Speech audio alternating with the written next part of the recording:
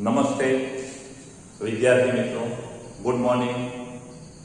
આપણે ચેપ્ટર 5માં ન્યૂટનના ગતિના નિયમો, એમાં આપણે 2 નિયમો ભણ્યા અને હવે આપણે આ ન્યૂટનના ગતિના ત્રીજા નિયમની આપણે ત્રીજા નિયમ ભણીએ એ પહેલા આ આઘાત એટલે શું એની વાત કરી નાખીએ.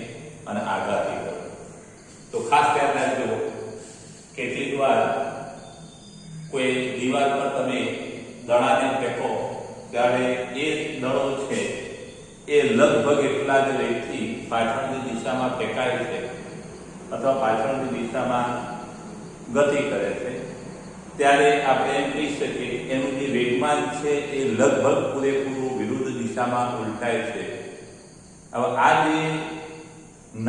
જે બળ લાગે છે દિવાલ અને દડા વચ્ચે, જે સંપર્ક સમય હશે, જ્યાં જેટલા સમય સુધી એ દિવાલ અને દડો એકબીજાના સંપર્કમાં હશે એટલા સમય માટે આ બળ લાગતું હોય છે.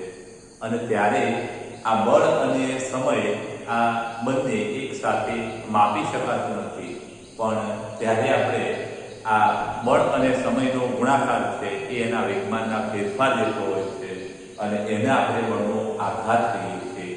તો કે બળનો આઘાત એટલે શું, ખાસ યાદ રાખજો.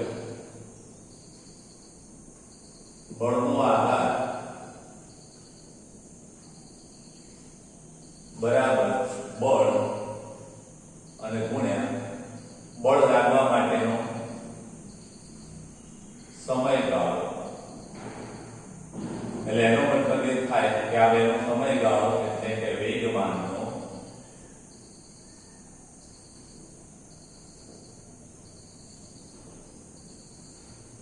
આ બાબત આપણે ન્યૂટનના ગતિના બીજા નિયમ પરથી પણ મેળવી શકીએ છીએ. ખાસ ધ્યાન આપજો કે બળ F = આવું સૂત્ર આપણે ભણ્યા, વેગમાનના ફેરફારના સમય દરને બળ કહે અને માટે સદિશ F ગુણ્યા ડેલ્ટા T = ડેલ્ટા T. આને પણ આપણે શું કહીએ તો આ શું છે, આઘાત છે. આઘાત એટલે બળ અને બળ લાગવા માટેનો સમયગાળો, એનો ગુણાકાર. અને આ જે છે એને શું કહેવાય તો કે વેગમાનનો ફેરફાર. એટલે આઘાતની વ્યાખ્યા ખાસ યાદ રાખજો. બળનો આઘાત કોને કહેવાય તો કે પદાર્થ પર લાગતા બળ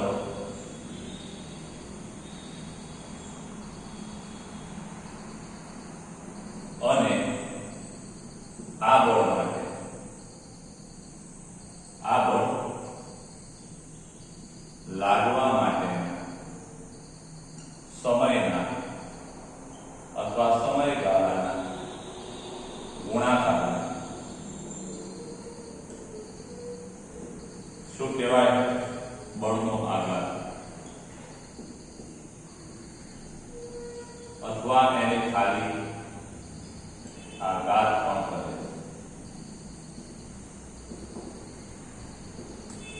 ખાસ યાદ રાખજો. અને આ જે ટૂંકા સમયગાળા માટે જે બળ લાગે એને આઘાતી બળ કહેવામાં આવે છે. તો ટૂંકા સમયગાળામાં લાગતા મોટા મૂલ્યના બળને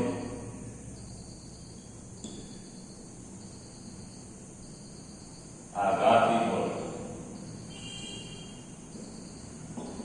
ખાસ યાદ રાખજો. બળના આઘાતનો એકમ શું થાય તો કે વેગમાનના જેવો થાય. આનો એકમ શું છે તો કે આઘાતનો એકમ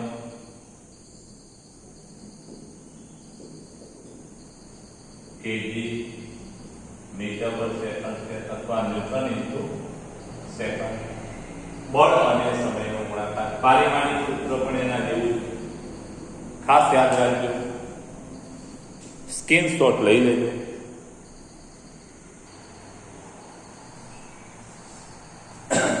એના પછી આગળની વાત, ન્યૂટનનો ગતિનો ત્રીજો નિયમ. હાલ આપણે આઘાતી બળની વાત કરી.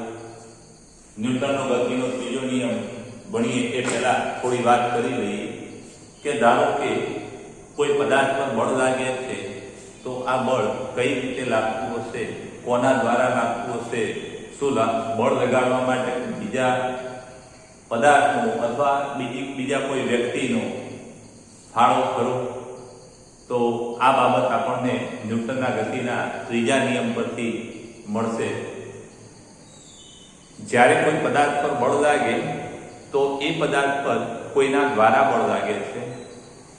હવે પ્રશ્ન એ થાય કે જ્યારે પદાર્થ પર કોઈના દ્વારા બળ લાગે તો એ છે પદાર્થ આ જેના દ્વારા બળ લાગે છે એના પર શું બળ લગાડશે?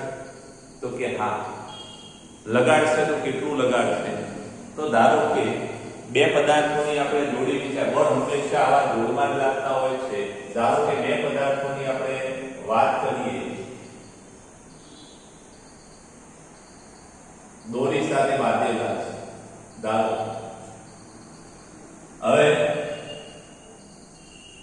આ પદાર્થને તમે આ દિશામાં ખેંચો એટલે તરત જ આપણે એમ કહી શકીએ કે આ પદાર્થ આના પર બળ લગાડશે. એટલે કે આ એ પદાર્થ છે એ બી પદાર્થ પર બળ લગાડશે આ દિશા. તો શું આ બી પદાર્થ એ પદાર્થ પર બળ લગાડશે? તો કે હા, લગાડશે. કઈ દિશા?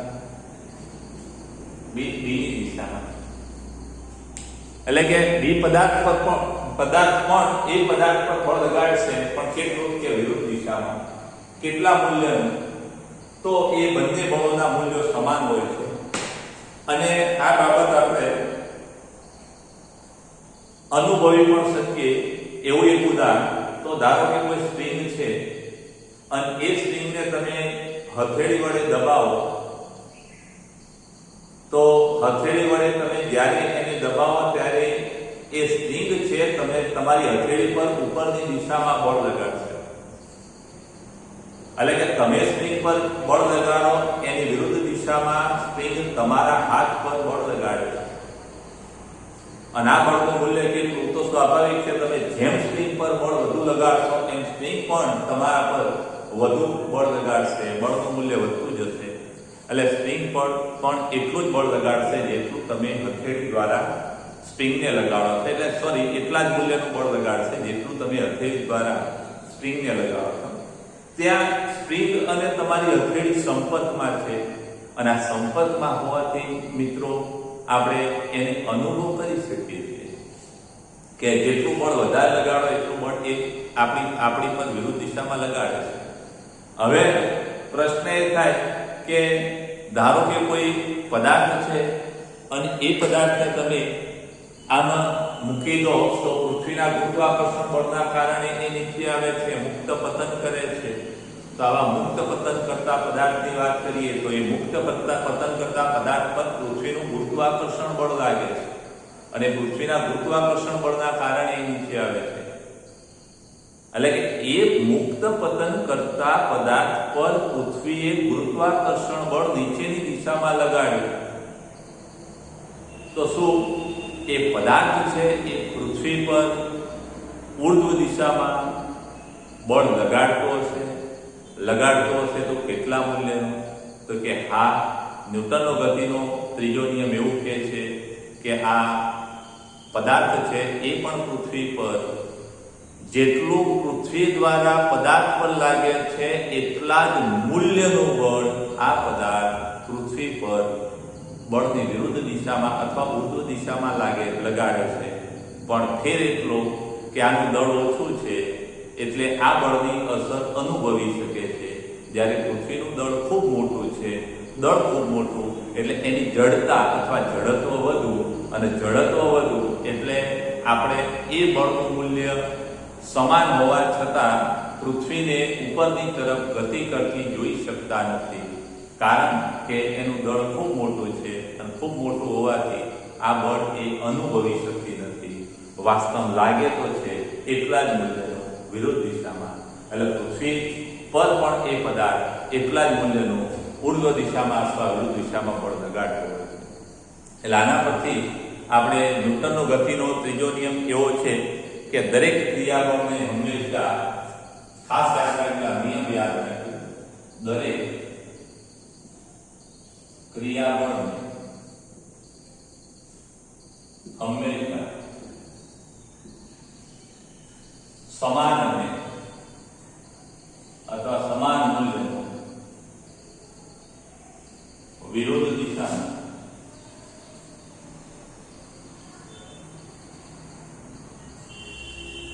પ્રતિક્રિયા હોય.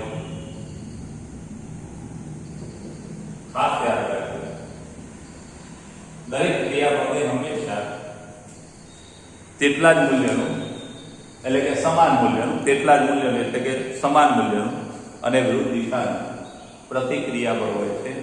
એટલે જેટલા મૂલ્યનું એક્શન હોય એટલા જ મૂલ્યનું રિએક્શન હોય. ખ્યાલ આવ્યો? એટલે આ એક વાત ખાસ યાદ રાખજો. ઘણી વખતે આ નિયમ તમે આવી રીતે પણ લખો છો કે આઘાત અને પ્રત્યાઘાત અથવા આઘાતી બળ અને પ્રત્યાઘાતી બળ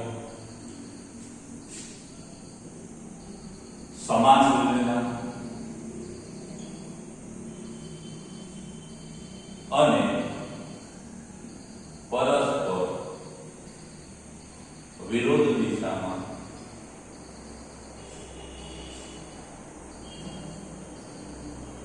હોય.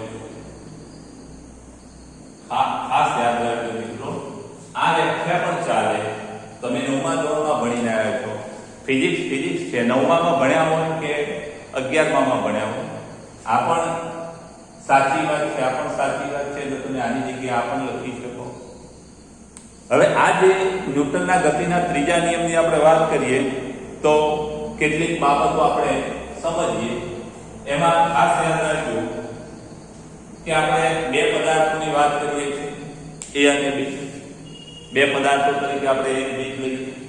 તેમાં પહેલી વાત કે બે પદાર્થોમાં A પદાર્થ B પદાર્થ પર જેટલું બળ લગાડે એટલા જ મૂલ્યનું બળ B પદાર્થ A પદાર્થ પર પણ લગાડે, પણ કઈ દિશામાં? વિરુદ્ધ દિશામાં. એટલે આપણે કહીએ કે A અને B ની જોડી માટે A અને B પદાર્થ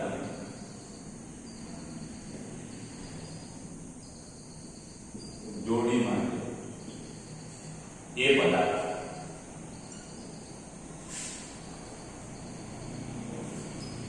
પદાર્થ B પદાર્થ B પદાર્થ પર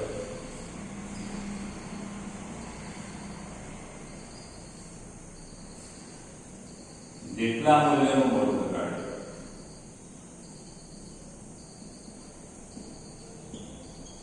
તેટલા જ મૂલ્યનું વિરોધ દિશામાં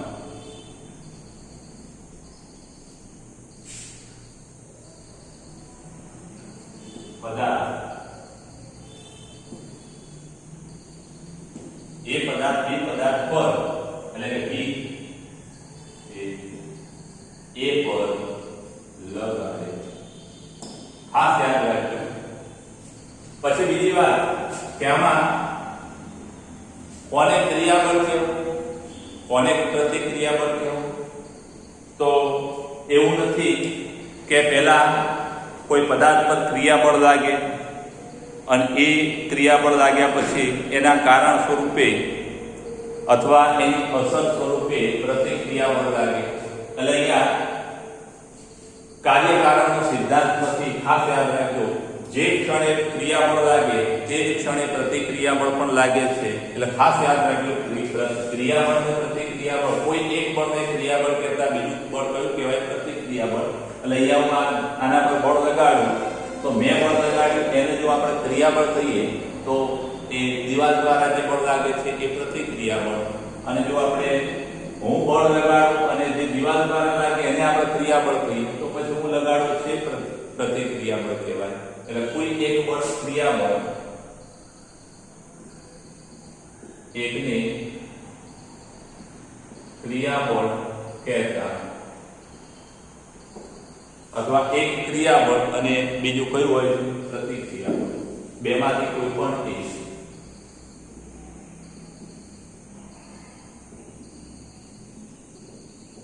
એક બળ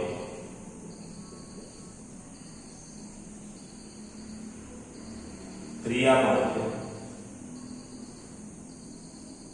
અને બીજું પ્રતિક્રિયા બળ.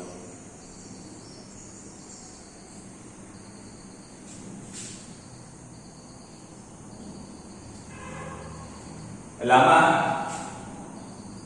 ક્રિયાબળ અથવા ક્રિયા અને અસરનો નિયમ નથી કે ભાઈ પહેલા એના પર બળ લાગે ક્રિયાબળ અને એની અસરના સ્વરૂપે પ્રતિક્રિયા બળ લાગે, એવું નથી. કોઈ એક બળ ક્રિયાબળ લાગે એટલે તરત જ પ્રતિક્રિયા બળ આવે. હવે ખાસ યાદ રાખજો, આ બંને બળો એ પદાર્થ બી પદાર્થ પર જેટલા મૂલ્યનું બળ લગાડે એટલા જ મૂલ્યનું બળ બી પદાર્થ એ પદાર્થ પર પણ લગાડે. ખાસ યાદ રાખજો. એટલે આપણે એમ કહી શકીએ કે વિરુદ્ધ દિશામાં એટલે a પર b વડે લાગતું બળ F એટલે કહીએ. ખાસ યાદ રાખજો, b વડે a પર લાગતું જે બળ છે એને આપણે F AB કહીએ અને આ જે બળ છે એને F BA કહીએ. તો આ F AB F BA ના મૂલ્યો સમાન છે એટલે F AB બરાબર -F BA. એટલે કે a પર b વડે લાગતું બળ બરાબર માઈનસ a પર b વડે લાગતું બળ બરાબર માઈનસ b પર a વડે લાગતું બળ. આને કહેવાય a પર b વડે લાગતું બળ બરાબર માઈનસ b પર a વડે લાગતું. ખાસ યાદ રાખજો. હવે એક અગત્યની વાત આમાં કે આ બંને બળોમાં જો તમારે બી પદાર્થની ગતિનો અભ્યાસ કરવાનો, ખાસ યાદ રાખજો, બી પદાર્થની ગતિનો અભ્યાસ કરવાનો હોય તો તમારે બી પર એ વડે લાગતા બળને જ ધ્યાનમાં લેવાનું અને જો તમારે એ પદાર્થની ગતિનો અભ્યાસ કરવાનો હોય તો માત્ર એ પર બી વડે લાગતા બળને જ ધ્યાનમાં લેવાનું. એવું નહીં કે ભાઈ બીજી ગતિનો અભ્યાસ કરવાનો છે, આ તો બંને બળો સમાન મૂલ્યના પરસ્પર વિરુદ્ધ દિશાના, પરિણામી અસર શું થાય? 0 થાય, સરવાળો 0 થાય. એટલે પદાર્થ ગતિ કરે જ નહીં, અથવા સ્થિર હોય તો સ્થિર રહે, ગતિ કરે તો અચળ વેગથી ગતિ ચાલુ રાખે, એવું હોતું નથી. આની ગતિની વાત કરવાની હોય ત્યારે માત્ર આ બળને ધ્યાનમાં લેવાનું અને માત્ર એ પદાર્થની ગતિની વાત હોય તો માત્ર F BA ને ધ્યાનમાં લેવાનું. પણ ધારો કે આ બંને પદાર્થની ગતિનો માત્ર અહીંથી કોઈ ખેંચે છે, આમ અહીંયાથી તમે બળ લગાડો એટલે આખો લંબાત વેગની બંને ગતિ કરે છે. બંનેની ગતિનો અભ્યાસ કરવાનો હોય ત્યારે ખાસ યાદ રાખજો, આ બંને બળો સમાન મૂલ્યના, પરસ્પર વિરુદ્ધ દિશાના, એકબીજાની અસર નાબૂદ કરે એટલે એને અવગણવાના. અહીંયા જે બળ લાગે છે એને આપણે ધ્યાનમાં લેવાનું. માનો અહીંયા એક એક્સટર્નલ બહારથી તમે જે બળ લગાડો છો ને એ બળને ધ્યાનમાં લેવાનું. આ બંનેની ગતિમાં પણ ભલે આ એક એક્સટર્નલ લગાડો છો છતાં પણ તમારે આની ગતિનો અભ્યાસ કરવાનો, ખાલી આ બળને ધ્યાનમાં લેવાનું. આની ગતિનો અભ્યાસ કરવાનો તો આના પર જે બળ લાગે છે એને ધ્યાનમાં. ચાલો, તો આ ગતિનો ત્રીજો નિયમ હતો. ખાસ સ્ક્રીનશોટ લઈ લેજો અને નોંધી દેજો.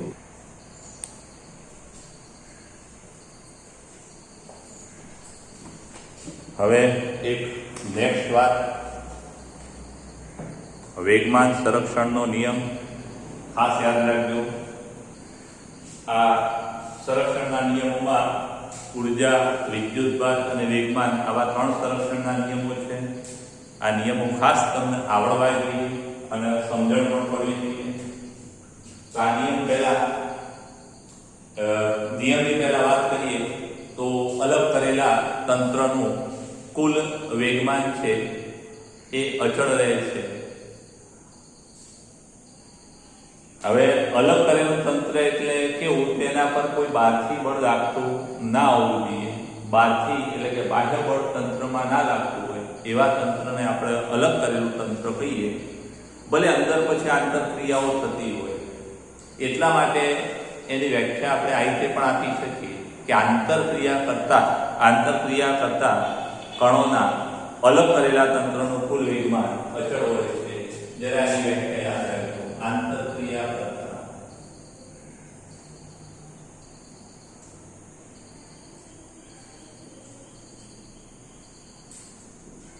કણોના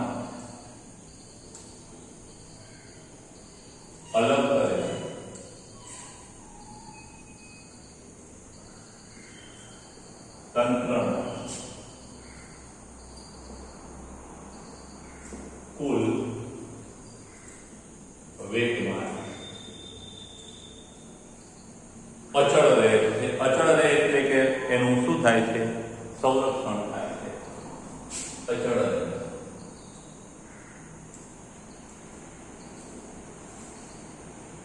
ખાસ યાદ રાખજો.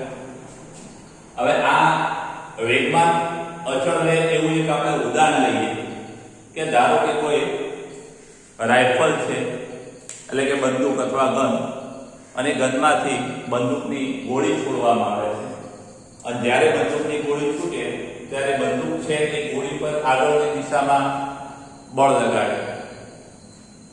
ન્યૂટનના ગતિના ત્રીજા નિયમ મુજબ એ ગોળી છે એ બંદૂક પર એટલે કે ગન પર પાછળની દિશામાં બળ લગાડે. કેટલા મૂલ્યનું? તો કે એટલા જ મૂલ્યનું, પણ વિરુદ્ધ દિશામાં. આ બળો લાગવા માટેનો સમયગાળો કેટલો?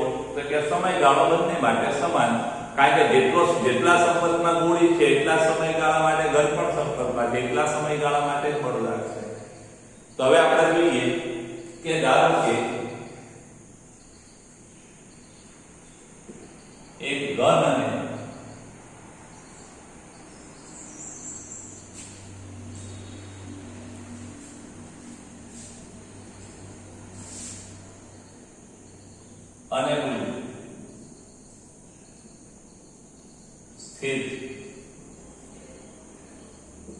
અને સ્થિર હોય તો શરૂઆતનું વેગમાન કેવું? બુલેટ વત્તા બુલેટ એટલે ગોળી વત્તા ગનનું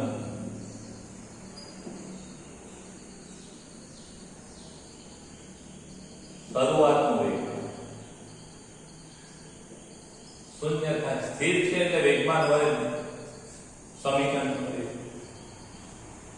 હવે જ્યારે બંદૂકમાંથી ગોળી છૂટે, હવે ગનમાંથી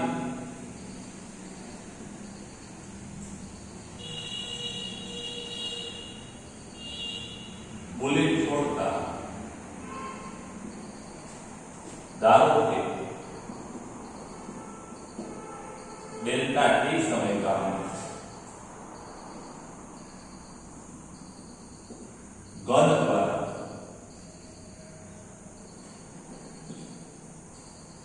બુલેટ પર લાગતું બળ સદી છે. જો ગન બુલેટ પર એક બળ લગાડે તો બુલેટ છે ગન પર એટલું જ બળ લગાડે, પણ વિરુદ્ધ દિશામાં. માટે આપણે એમ કહી શકીએ ન્યૂટનના ગતિના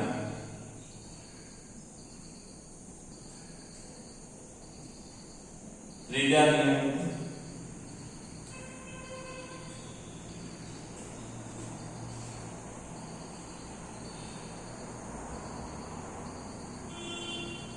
બુલેટ દ્વારા વડે ગન પર લાગતું બળ કેટલું હોય? તો કે એટલું જ, પણ વિરુદ્ધ દિશા. ખાસ ધ્યાન રાખો.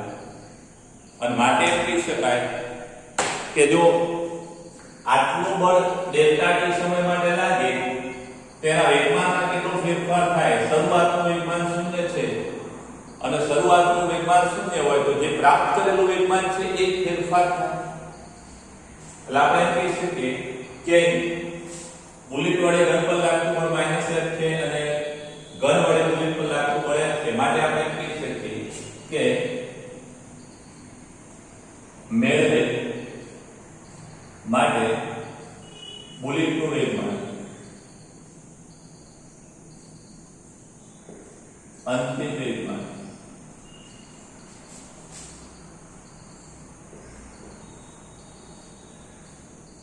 સદિશ પી બુલેટ કેટલું થાય કે એના પર લાગતું બળ ભણી ગયા. આગળ વેગમાનમાં થતો ફેરફાર, શરૂઆતનું વેગમાન શૂન્ય છે એટલે પ્રાપ્ત કરેલું વેગમાન એ જ એનો ફેરફાર થાય. અને ગન નું અંતિમ વેગમાન pg એટલે કે માઈનસ જો બળ માઈનસ સમયગાળો એટલો અને માટે એમ કહી શકાય કે મૂલી અને ગનનું અંતિમ વેગમાન કેટલું એટલે કે મૂલી વત્તા ગન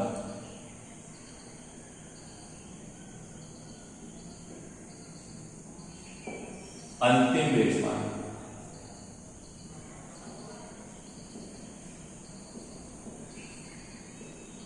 બરાબર શું થાય તો કે ગનનું અંતિમ વેગમાન વત્તા બુલેટનું અંતિમ વેગમાન વત્તા ગનનું અંતિમ વેગમાન બુલેટનું અંતિમ વેગમાન કેટલું સદિશ f ડેલ્ટા ગનનું કેટલું માઈનસ f ડેલ્ટા પરિણામ શૂન્ય શું છે કે બુલેટ અને ગનનો શરૂઆતનો વેગમાન હવે એના બરાબર આપણે એમ કહી શકીએ કે બુલેટ વત્તા ગનનું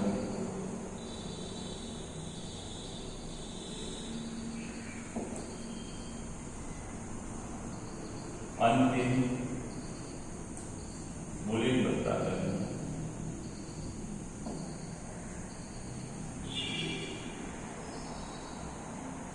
વેગમાન અંતિમ નહીં પ્રારંભિક વેગમાન પ્રારંભિક અથવા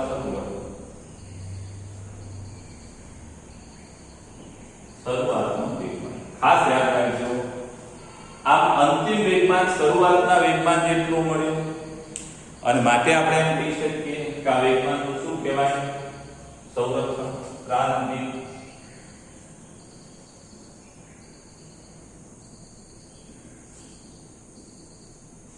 શું કહેવાય વેગમાનનું સંરક્ષણ ખાસ યાદ રાખજો એટલે આનો મતલબ એ થાય કે અલગ કરેલા તંત્રમાં એટલે કે તંત્રની અંદર કણો અથવા તો પદાર્થો વચ્ચે આંતરક્રિયા થતી હોય પણ બહારથી કોઈ બળ લાગતું ના હોય ત્યારે એમાં કણો વચ્ચેની આંતરક્રિયામાં દરેક જોડમાં જે બળો લાગે છે એ બળોના કારણે સ્વતંત્ર કણોના વેગમાનોમાં ફેરફાર થાય છે પણ આ સ્વતંત્ર કણોના વેગમાનોમાં થતા ફેરફાર છે એ કેવા હશે કે બે કણો અથડાય અને એમના વેગમાનના ફેરફાર કેવા હશે તો કે એકબીજાની અસર નાબૂદ કરે એવા એટલે કે પરસ્પર વિરુદ્ધ દિશાના હશે ખાસ યાદ રાખજો વેગમાન સંરક્ષણનો નિયમ લખોને સમજાવો તો તમે આ ઉદાહરણ આપી શકો એમ કીધું હોય કે બુલેટ અને ગનના ઉદાહરણ દ્વારા સમજાવો તો તમે આ ઉદાહરણ આપી શકો અને બીજું પણ ઉદાહરણ છે એની વાત આપણે કરીએ સ્ક્રીનશોટ લઈ લેજો મિત્રો વેગમાન સંરક્ષણના નિયમમાં એક બીજું ઉદાહરણ ધારો કે બે પદાર્થ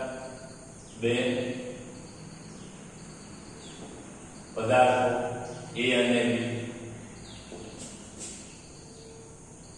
સંઘાત એટલે અથડામણ સંઘાત અનુભવે છે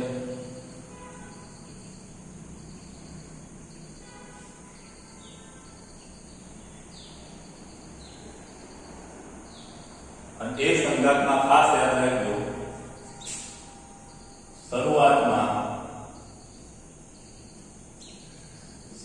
એટલે અથડામણ પહેલા A નું વેગમાન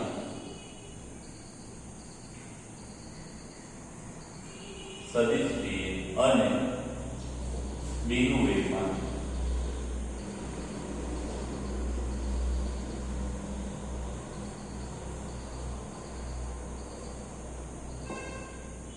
ખાસ યાદ રાખજો આ તે બોલતા સદિશ B અને સદિશ B હવે અથડામણ બાદ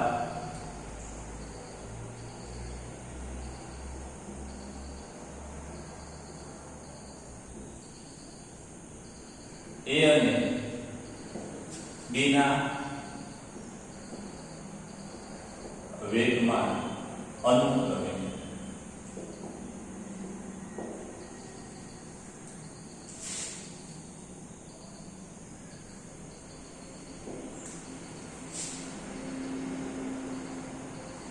સદિશ PA ડેશ અને સદિશ PB ડેશ છે. આવા એના અંતિમ વેગમાન છે. બળ લાગવા માટેનો સમય a પર b વડે લાગતું બળ કેટલો? તો ન્યૂટન a પર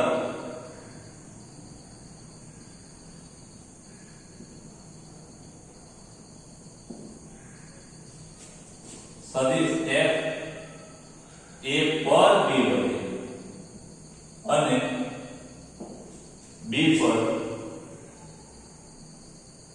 a વડે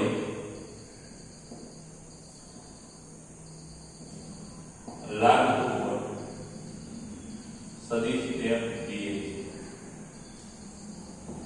ખાસ ધ્યાન રાખજો, બળ લાગવા માટેનો સમયગાળો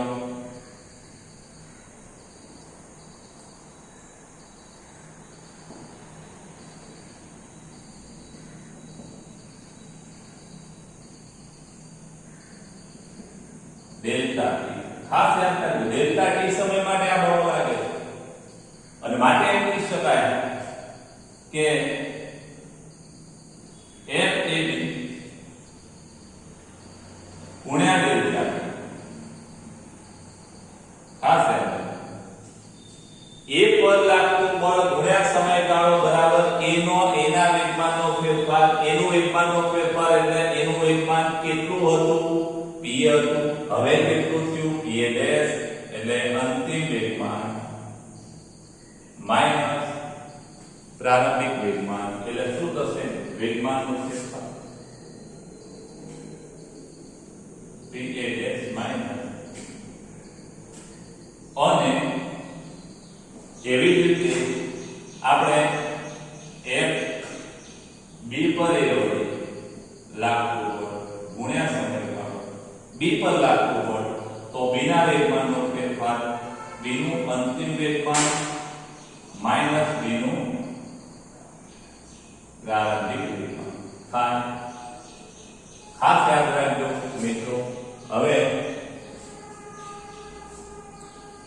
આપણે ન્યૂટનના ગતિના ત્રીજા નિયમની વાત કરીએ તો ન્યૂટનના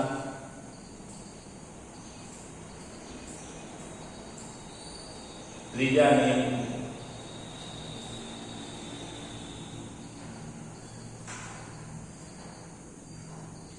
ન્યૂટનનો ત્રીજો નિયમ એવું કહે છે કે આઘાત અને પ્રત્યાઘાત સમાન એટલે કે a પર b વડે લાગતું બળ બરાબર b પર a વડે લાગતું બળ પણ કેવા? વિરુદ્ધ દિશામાં. અને માટે ડેલ્ટા t વડે બંને બાજુ ગુણતા એટલે કે f a b ગુણ્યા delta t is equal to minus a b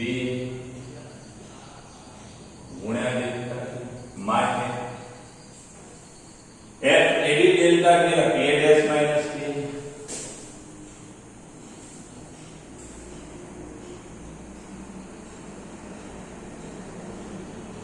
is equal to f b a delta t એટલે કે minus pb dash minus pb. અને માટે સદિશ p a dash minus pb minus pb dash minus minus plus pb અને માટે p a dash minus pb dash સામાન્ય લઈએ તો plus pb dash is equal to pb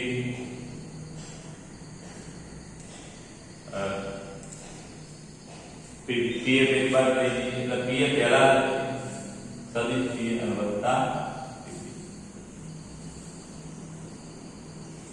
એટલે આનો મતલબ એ થાય કે આ બંને પદાર્થોનું અંતિમ વેગમાન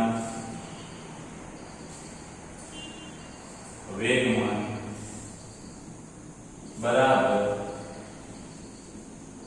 પ્રારંભિક વેગમાન. આમ અલગ